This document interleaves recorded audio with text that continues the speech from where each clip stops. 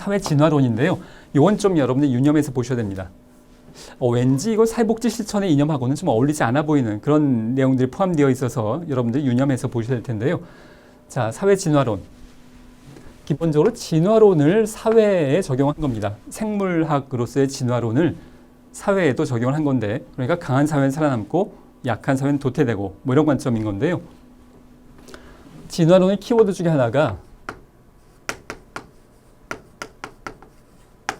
경쟁입니다.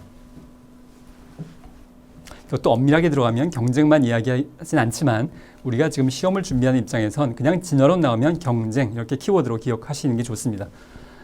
그러니까 도태가 경쟁에서 뒤지면 도태되는 것. 진화론의 원래 핵심은 그렇진 않아요. 그렇지만 사회 진화론은 자연법칙인 진화론을 사회에 적용한 것으로서 열등한 사람은 사회 부적합한 계층이므로 빈곤하게 살 수밖에 능력 없으면 빈곤해야 된다라는 말의 의미고요. 자, 그래서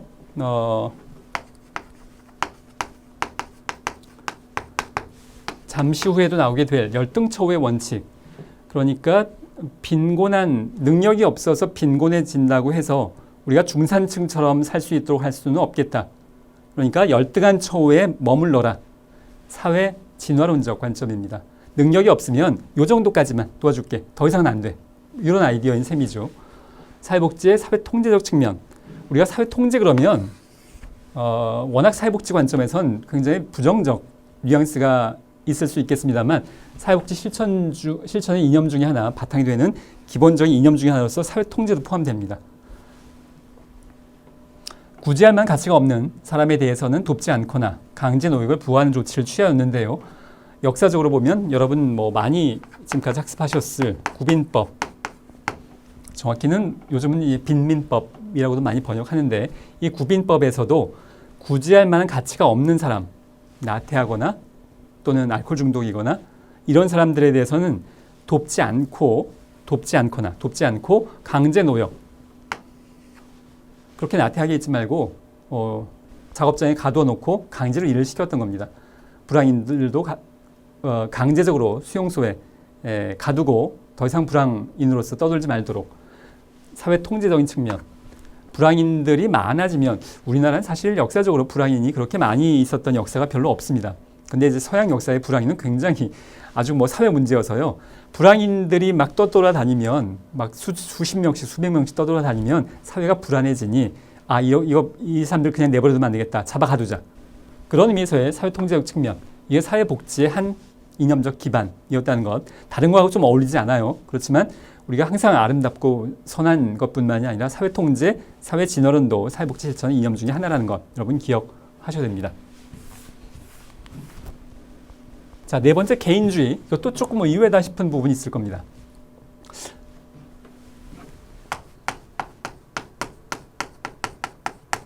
자, 여러분들이 메모를 해놓으시면 좋겠는데요. 이건 이기주의와 동의어가 아닙니다. 우리가 개인주의 그러면 이거 뭐 자기만 아는 이기주의자와 연결시키는 경향이 있는데요. 여기서의 의미는 그렇지가 않고 두 가지의 의미가 각 1번과 2번 좀 다른 의미입니다. 그러니까 이기주의가 일단 아니다 라는 것부터 기억하셔야 되겠고요. 개인의 권리를 존중하는 이념으로서 개별화 원칙에 따라서 클라이언트의 개별적 특성, 우리가 앞으로 하게 될 내용 중에서도 개별화, 클라이언트 한 명 한 명을 개별적으로 접근하자의 아이디어를 개인주의라고 표현한 거라고 볼 수 있겠고요. 최근 몇 년간 많이 흔하게 사용되고 있는 단어 중에 하나, 맞춤형. 클라이언트가 100명 있으면 100명이 다 달라서 한 명 한 명이 맞춤형 서비스를 제공하자는 아이디어가 요 개인주의 아이디어라고 보시면 되겠습니다. 자, 동그라미 1번과 동그라미 2번은 근데 좀 다른 내용인데 요 두 가지를 다 의미한 건데요. 자, 동그라미 2번에 보시면 개인의 권리와 함께 개인의 책임을 강조하며, 자, 여기가 요게 키워드라면 개인의 책임, 요게 키워드입니다. 그래서 주의로 말하자면 개인주의 하고 연결되는 건데요. 개인의 책임을 강조해서 최소한의 수혜 자격의 원칙. 사회복지 서비스를 받으려면 이렇게 많이 어려워야 돼. 조금만 어려운 건 안 도와줄래. 많이 어려운 사람만 도와줄래. 그 의미가 최소한의 수혜 자격의 원칙입니다. 정말로 어려운 사람만 돕지 그냥 웬만큼 어려운 건 도와주지 않겠다라는 원칙을 이야기하는 거고요. 열등처우의 원칙. 자, 이것도 뭐 굉장히 뭐 여러 과목에 걸쳐서 반복돼서 나오는 개념인 건데요. 아주 쉽게 이야기하자면 기초수급 한 명이 받는 수급비와